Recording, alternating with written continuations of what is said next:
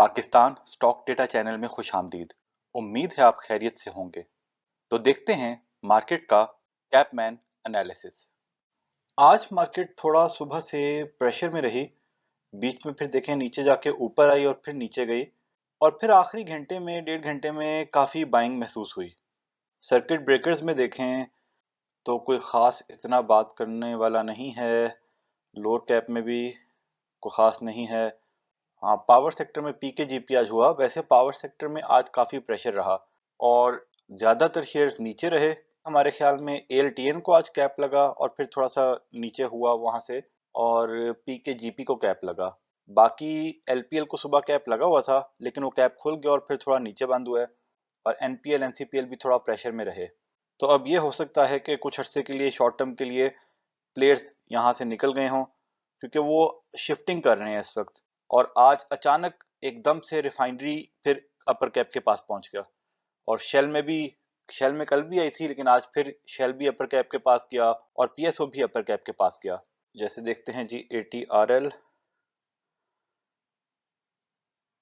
तो ये देखें सारा दिन प्रेशर में, तो एकदम डे एंड में बाइंग आई। ऐसा ये सिर्फ बस वो इधर उधर होते रहते हैं ताकि लोग किसी में घुस ना सकें, और ये जब यहाँ पे ऊपर लेके जाते हैं तो लोग फिर इसमें एंटर होते हैं। और अब कोई पता नहीं कल इसमें तेजी रहे, चाहें तो 2-3 दिन तेजी रखें और चाहें तो फिर एक दिन में निकल जाएं, तो लोग इस तरह फंसते हैं। तो इसलिए कोशिश करनी चाहिए कि आप जो अच्छे शेयर्स आपकी नज़र में हैं, जब वो थोड़ा प्रेशर में हो, लो रेट पे हो, वहां पे लें, तो ऐसी मूव में फिर आप थोड़े से बेच सकें। ऐसी मूव में जब एंट्री लेते हैं तो फिर कई दफ़ा मुश्किल में ही रहता है बंदा।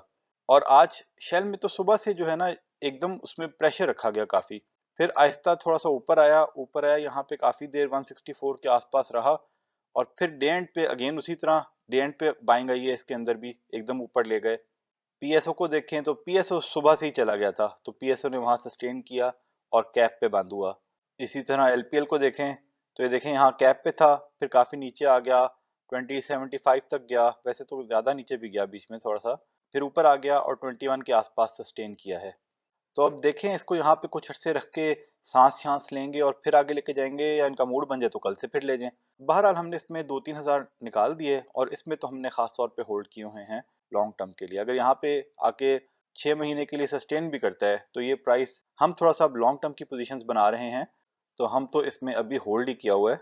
ये जब भी 25-30 पे जाएगा एग्जिट नहीं करेंगे, लेकिन ज़्यादा थोड़ा बेचेंगे, चाहे वो 1 महीने में चला जाए, वरना फिर हम साल इंतजार करेंगे क्योंकि हमने तो इसकी प्लानिंग साल के हिसाब से की हुई थी। लेकिन कल के मुकाबले में देखा जाए तो 1 रुपया ऊपर है, तो हमें तो आज इसमें फिर मजा आया। आगे बढ़ने से पहले बताते चलें, हम कोई बाय सेल कॉल नहीं देते, सिर्फ फंडामेंटल एनालिसिस करते हैं। फैसला सबने खुद करना है क्योंकि मुनाफे में मौज अपनी अपनी और नुकसान में दौड़ अपनी अपनी। जो हमारी वीडियोस देखते हैं और पसंद करते हैं उनका शुक्रिया। जिन्हें हमारी वीडियोस पसंद नहीं वो प्लीज ना देखें। अब आज एक इम्पोर्टेंट रिजल्ट आया सुई नॉर्थ गैस पाइपलाइंस का। उसके 3 क्वार्टर के रिजल्ट्स आने थे और वो रिजल्ट हमारे मुताबिक अच्छा नहीं आया। अभी हम पहले क्वार्टर का देखते हैं, तो पहले क्वार्टर का रिजल्ट है 4.06, जो पिछले साल के इस क्वार्टर से कम हुआ। फिर दूसरे क्वार्टर का देखते हैं, फिर दूसरे क्वार्टर का है जी 5.58, जो पिछले साल से फिर कम हुआ। और तीसरे क्वार्टर का है जी 3.6, ये भी कम हुआ। अब अगर 9 महीने का देखें तो ग्रॉस प्रॉफिट तो इनका ज़्यादा हुआ है और अदर ऑपरेटिंग इनकम भी ज़्यादा हुई है, लेकिन फाइनेंस कॉस्ट काफ़ी ज़्यादा हो गई है और उसी की वजह से इनकी प्रॉफिटेबिलिटी भी कम हुई है। रिजल्ट आने से पहले बहुत उड़ान में था, लेकिन ये देखें रिजल्ट आने के बाद एकदम इसमें सेलिंग आई अच्छी खासी, और उसके बाद प्रेशर में ही रहा। डे एंड पे इसका क्लोजर तो हुआ है 54 के आसपास, लेकिन अभी भी ये थोड़ा प्रेशर में ही महसूस हो रहा है। देखें मार्केट की भी वही एक्सपेक्टेशंस हो सकता है जो हमारी हैं, लेकिन हम आपको अपनी बताते हैं एक्सपेक्टेशंस, कि हमारी एक्सपेक्टेशंस के मुताबिक ये रिजल्ट बिल्कुल भी अच्छा नहीं है, क्योंकि पिछले साल आपको पता है गैस की प्राइसेस इंक्रीज हुई थी, तो एस्टिमेशन यही थी कि इस दफ़ा इनके रिजल्ट्स जो हैं कम से कम ईपीएस 20-30% पिछले साल से ज़्यादा होना चाहिए था। ये एक्सपेक्टेशंस हमारी थी और शायद मार्केट की भी यही हों, वो पूरा नहीं हुआ। अब उसका रीज़न फाइनेंस कॉस्ट है जो भी है वो, लेकिन पूरा नहीं हुआ। फिर आपको पता है वैसे ही अक्सर रिजल्ट आने के बाद शेयर को मार पड़ती है, तो वो भी एक रीज़न हो सकता, लेकिन हमारे मुताबिक तो रिजल्ट अच्छा नहीं रहा। और जो इस रिजल्ट की सबसे बुरी बात थी वो ये थी कि इन्होंने कोई डिविडेंड अनाउंस नहीं किया। अगर हम इसके रिजल्ट्स का जायजा लें पिछले 4 सालों का, तो बल्कि 2 सालों का लेते हैं अभी, 22 में 16 था, 21 में 17 था। पे आउट को देखें, यहाँ पे आउट क्यों नहीं आ रहा,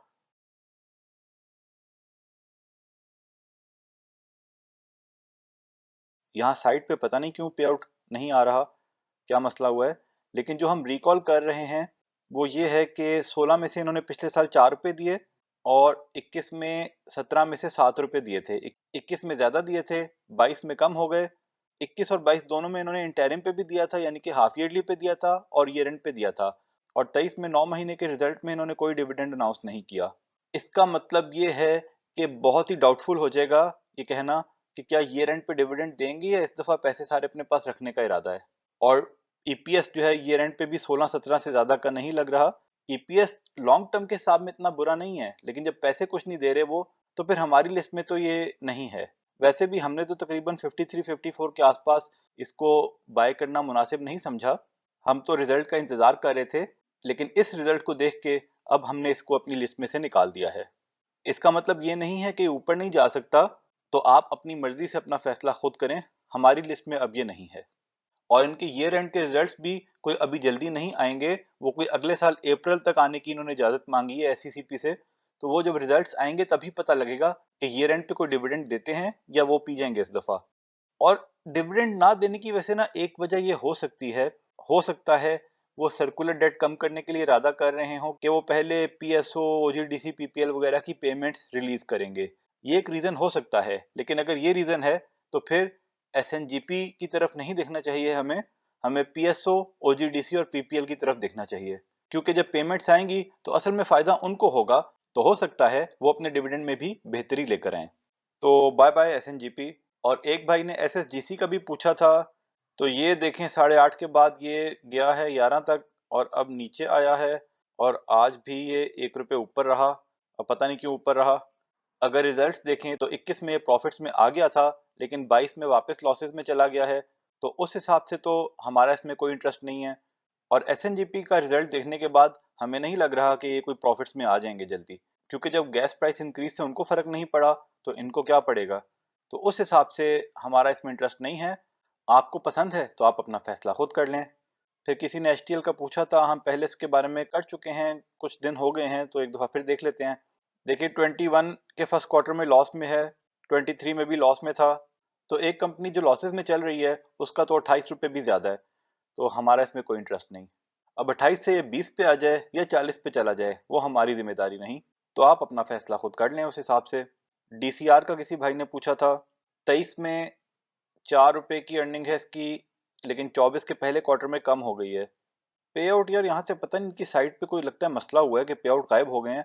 अब हम इसके जो है ना एक एक अकाउंट्स तो अभी नहीं खोल सकते, लेकिन इसका पे आउट जो हमें याद पड़ रहा है पिछले साल कोई 2-2.5 रुपए था।